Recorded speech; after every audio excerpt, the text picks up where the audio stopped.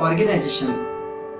The NCC is a voluntary organization which is administered by through the Ministry of Defense.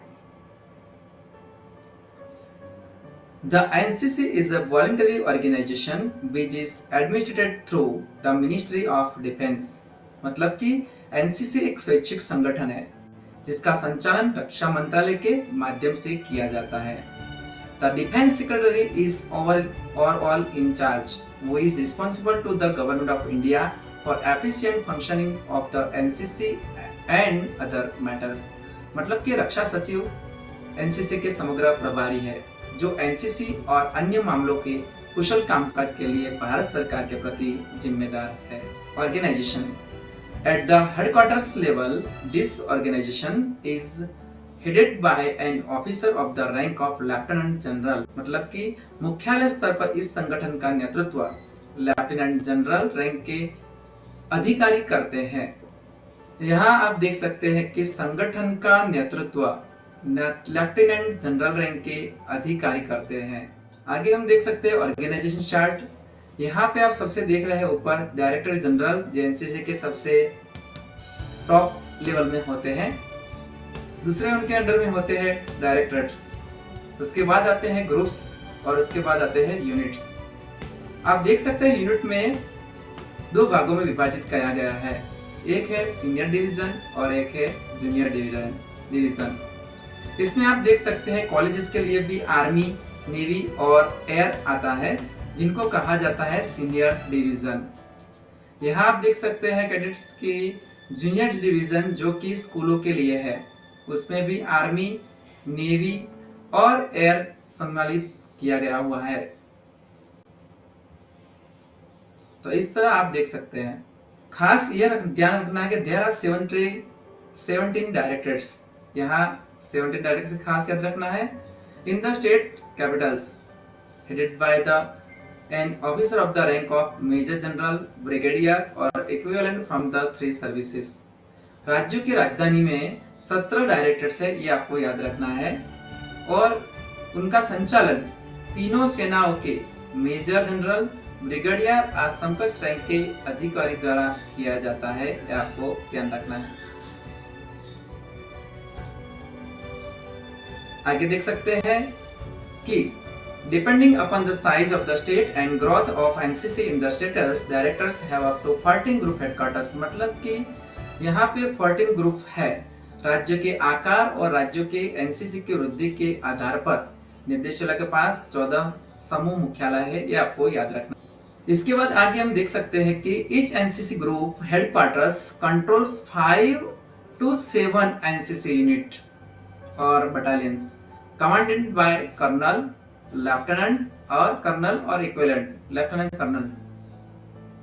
प्रत्येक NCC समूह मुख्यालय 5-7 NCC इकाइयों, यहाँ आप देख सकते हैं 5-7 एनसीसी इकाई बटालियन को नियंत्रित करता है. किसको नियंत्रित करता है, कौन करता है? प्रत्येक एनसीसी समूह मुख्यालय 5-7 बटालियनों को नियंत्रित करता है जिनकी कमान कर्नल, लेफ्टिनेंट कर्नल या समकक्ष के पास होती है, ये आपको ध्यान रखना है.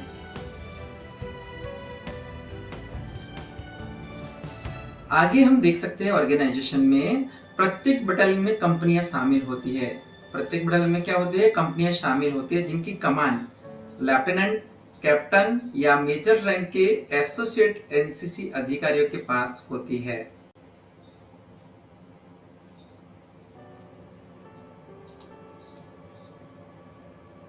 यहाँ पे आप जैसे ऑर्गेनाइजेशन को एस्टैब्लिश किया गया है दो भागों में. एक है आप देख सकते हैं कि ऑफिसर ट्रेनिंग एकेडमी है जो कि कामठी में है और दूसरी एक ऑफिसर ट्रेनिंग एकेडमी है जो कि ग्वालियर में है. यहाँ दो प्रकार की ट्रेनिंग एकेडमी हमारे भारत में है, एक कामठी और ग्वालियर में, जहाँ पे एएनओ को स्कूल और कॉलेजेस के कैडेट्स को प्रशिक्षण देने के लिए विशेष तालीम दी जाती है. ये आपको याद रखना है. हेडक्वार्टर ग्रुप एनसीसी है डीजी एनसीसी. यहाँ पे हम दे सकते हैं कि एग्जाम में पूछा जा सकता है कि हमारे डायरेक्टर्स कितने हैं. तो आप देख सकते हैं हमारे डायरेक्टर 17 है जिसमें आर्मी 12 है, नेवी 2 है और एयरफोर्स के 3 है, ये आपको याद रखना है. उसके बाद ग्रुप हेडक्वार्टर्स कितने हैं, तो इसका आंसर है 96, जिसमें आर्मी आप देख सकते हैं 86 है, नेवी 4 है और एयरफोर्स 6 इंक्लूड किया हुआ है। आगे हम देख सकते हैं कि हमारे यूनिट्स कुल मिला के 788 है, जिसमें आर्मी का समावेश किया गया है, उसमें सबसे ज्यादा 677 है और नेवी के भारत में 62 यूनिट्स है, जबकि एयरफोर्स के भी 61 है, ये आप देख सकते हैं।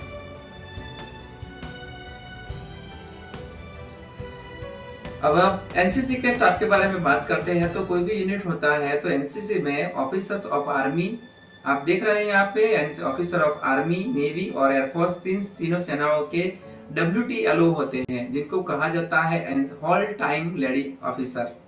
उसके बाद ANO आता है, कॉलेज और स्कूल्स के लिए एसोसिएटेड एनसीसी ऑफिसर्स, जिसमें सीनियर डिवीजन होता है और सीनियर विंग होता है। जूनियर डिवीजन और जूनियर विंग मतलब कि सीनियर गर्ल्स और सीनियर बॉयज, जूनियर गर्ल्स और जूनियर बॉयज, और उनके लिए गर्ल्स कैडेट इंस्ट्रक्टर भी समावेश होती है। तो ये एनसीसी स्टाफ है।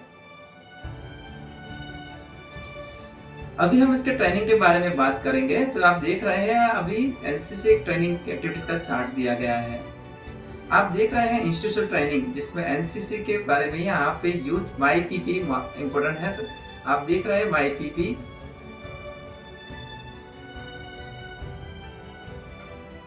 ये YPP है। ओके, उसके बाद यहाँ पे होते हैं एडवेंचर एक्टिविटीज होते हैं, आप देख सकते हैं, कम्युनिटी डेवलपमेंट होते हैं, इंस्टीट्यूशनल ट्रेनिंग होते हैं। और इसके बाद आप देख रहे हैं कि इंस्टीट्यूशनल ट्रेनिंग, कैंप ट्रेनिंग होते हैं, अटेंडेंस ट्रेनिंग होती है, आर्मी विंग एक्टिविटीज होती है, नेवल विंग एक्टिविटीज होती है, एयर विंग एक्टिविटीज भी होती है, कम्युनिटी डेवलपमेंट की भी एक्टिविटीज होती है, स्पोर्ट्स एक्टिविटीज होती है, एडवेंचर ट्रेनिंग एक्टिविटीज होती है, यूथ एक्सचेंज प्रोग्राम की एक्टिविटीज भी होती है। ट्रेनिंग एक्टिविटीज के बारे में कहा जाए तो इंस्टीट्यूशनल ट्रेनिंग सबसे पहले है। उसमें आप देख सकते हैं कि training organiser in school and colleges as parades on A weekly और मंथली बेसिस, मतलब कि कॉलेज और स्कूल में वीकली बेसिस पे या मंथली बेसिस पे परेड किए जाती है, जिसमें यूनिट की तरफ से PI स्टाफ आते हैं और बच्चों को ड्रिल और बाकी के थियरी और सोशल और अदर एक्टिविटीज के बारे में उनको गाइड किया जाता है। और जो भी कॉलेज है, स्कूल के ANO है, वो भी उनको विशेष प्रशिक्षण देते हैं। उसके बाद देखते हैं कि कैंप ट्रेनिंग, तो जो एनसीसी कैडेट्स होते हैं उनके लिए कैंप ऑर्गेनाइज किया जाता है, जिसमें उनका कैंप का ड्यूरेशन होता है 10 से 12 दिन। ये अभी खास ध्यान रखना है। यहाँ पे लास्ट एक देख रहे हैं अटैचमेंट ट्रेनिंग के बारे में बात की जाए तो formal training organised by attachment with army, naval, air force units of with officer training academies like IMA और OTA। अभी यहाँ देखा जाए तो नवल विंग एक्टिविटीज, जिसमें आप देख सकते हैं कि यहाँ लिखा हुआ है seamanship, navigation, communication, naval warfare are taught to cadets, swimming, scuba driving, white surfing and other interesting activities. मतलब कि कैडेटों को नाविक शिप, नेविगेशन, संचार, नौसेना युद्ध सिखाया जाता है, तैराकी, स्कूबा ड्राइविंग और विंड सर्फिंग, अन्य दिलचस्प गतिविधियां भी एनसीसी में ट्रेनिंग दी जाती है।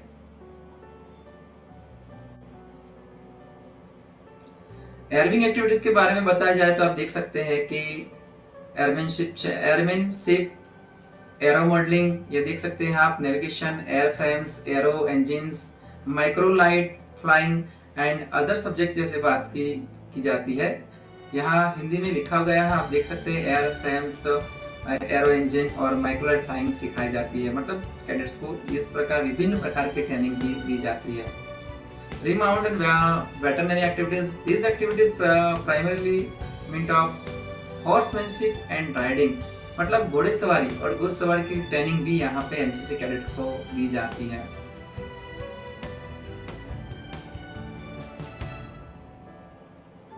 अभी हम बात कर रहे हैं टाइप ऑफ कैंप्स, मतलब सबसे हमारा पहला आता है normally ATC camp. These are held within the state under the aegis of respective NCC directorates and are of 10 days duration of senior boys and girls and junior boys and girls, मतलब कि 10 days का camp होता है ATC camp में, जिसका ATC का पूरा नाम है एनुअल ट्रेनिंग कैंप। उसके बाद आता है सीओसी कैंप। इसमें आप देख सकते हैं कि ये अखिल भारतीय प्रकृति है और इनके द्वारा आयोजित करने के लिए नामित निदेशालयों के परामर्श से मुख्यालय डीजी एनसीसी द्वारा ये कैंप की योजना बनाई गई है, जो केंद्र द्वारा आयोजित शिविर है।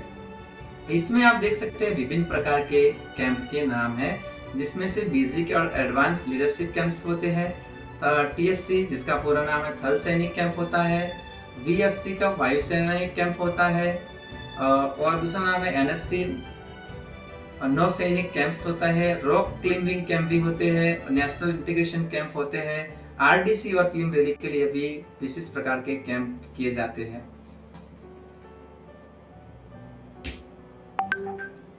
उसके बाद आप देख सकते हैं एनसीसी में विभिन्न प्रकार एक्टिविटीज हुआ, जैसे कि माउंटेनिंग, पर्वतारोहण, नौकायान, पैरासीलिंग, राफ्टिंग, ट्रैकिंग, फूलों की घाटी का अभियान, साइकिल अभियान, डेजर्ट सफारी, शूटिंग और भी बहुत सारी गतिविधियां एनसीसी कैंप में शामिल होते हैं। उसके बाद एक विशेष है यूथ एक्सचेंज प्रोग्राम, जिसको वाईपी कहा जाता है।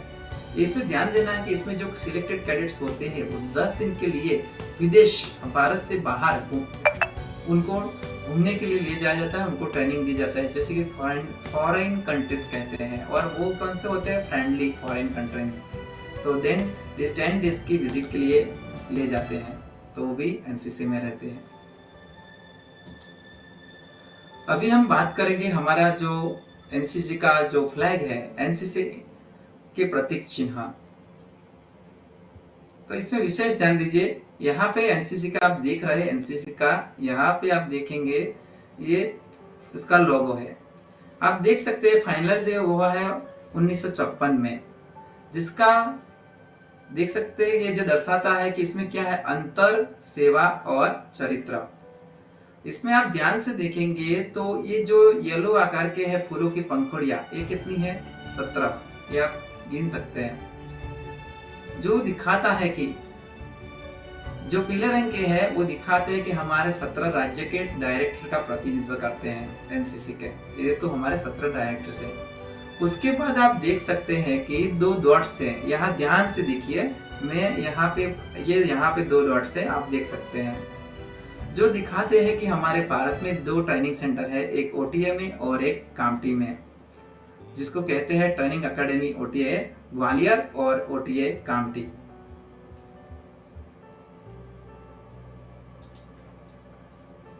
और एनसीसी सॉन्ग के बारे में कहा जाए तो सबसे पहला सॉन्ग था 1963 में, कदम मिला के चल। पहले हमारा एनसीसी सॉन्ग था कदम मिला के चल। बाद में 1980 में उस सॉन्ग को बदल के हम सब भारतीय है सॉन्ग हमारा नेशनल सॉन्ग घोषित किया गया एनसीसी।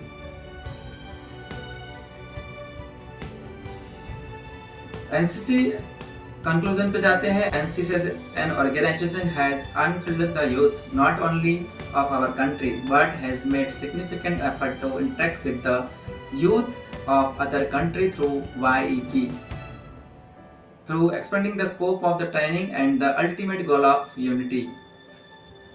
मतलब कि इस संगठन के रूप में एनसीसी ने न केवल हमारे देश के युवाओं को एकजुट किया है, बल्कि YEP के माध्यम से अन्य देशों के युवा भी के साथ बातचीत करने के लिए महत्वपूर्ण प्रयास किए गए हैं। इस प्रकार के प्रशिक्षण के दायरे और एकता के अंतिम लक्ष्य का विस्तार हुआ है। तो एनसीसी से स्कूल और कॉलेज के कैडेट्स जो होते हैं उनके जो फिजिकल और मेंटली जो होते हैं बहुत ही स्ट्रांग होते हैं, और उनका जो विकास होता है बहुत ही आगे होता है। आगे जाके वो बहुत सारी अपॉर्चुनिटी उनको मिलती है, जो हम आगे बात करेंगे। Okay, thank you.